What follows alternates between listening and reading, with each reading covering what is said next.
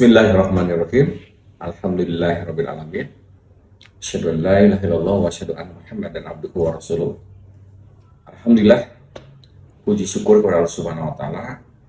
Kita sekarang sedang menuju satu momentum besar, yaitu umat Islam secara universal itu akan melaksanakan kegiatan Idul Adha atau Idul Kurban, atau umat Islam sedang melaksanakan kegiatan kewajiban, yaitu melaksanakan haji.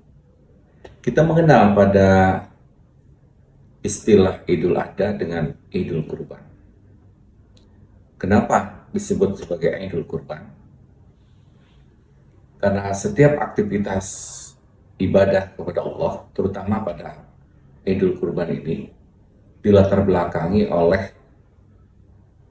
sejarah bagaimana Nabi Ibrahim dengan Nabi Ismail berusaha untuk mengikuti dan mengabdi kepada Allah dalam rangka puncak takarrubnya, kedekatannya dengan Allah Subhanahu wa taala. Dan Nabi Ibrahim diuji oleh Allah Subhanahu wa taala. Dan ini adalah apa yang kita sebut sebagai kedekatan atau qarib. Jamaah haji, mereka melaksanakan ibadah itu juga dalam rangka mendekatkan diri kepada Allah dengan cara mendekat ke Baitullah. Itu disebut dengan qarib. Secara definisi, qarib itu adalah ma tuqarriba ilallah min dibhin aw ghairi, yaitu cara bagaimana manusia mendekatkan diri kepada Allah melalui penyembelihan hewan kurban. Nah, qarib itu terbagi pada tiga. Satu, ada qarib ilahi atau qarib bayani. Jadi kedekatan kita kepada Allah melalui sebuah mekanisme atau melalui sebuah media bagaimana kita beribadah kepada Allah Subhanahu wa taala. Kita ditakdirkan oleh Allah sebagai seorang muslim, mukmin, punya kewajiban untuk beribadah, mulai dari sholat, zakat, saum, bersedekah, kemudian berhaji dan sebagainya. Itu adalah disebut dengan qarib ilahi atau disebut dengan qarib bayani.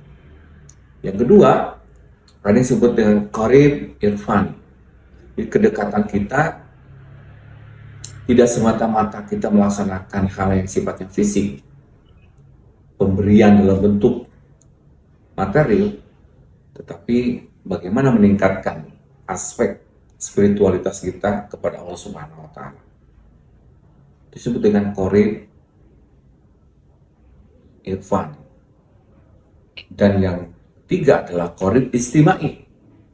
Dekatnya dengan Allah itu berkonsekuensi bahwa kita punya kewajiban untuk membangun hubungan, interaksi secara sosial, berbuat baik kepada sesama manusia. Karena hidup kita ditakdir Allah bukan sendirian, tetapi secara bersama-sama. Kewajiban sosial kita kepada sesama manusia adalah bagaimana kita bisa berbagi, baik secara material maupun secara spiritual. Oleh karena itu, Idul Adha atau Idul Kurban ini sebuah momentum yang sangat istimewa, sangat luar biasa, dan tidak boleh sekali-kali kita mengabaikannya, malah kita harus memprioritaskannya.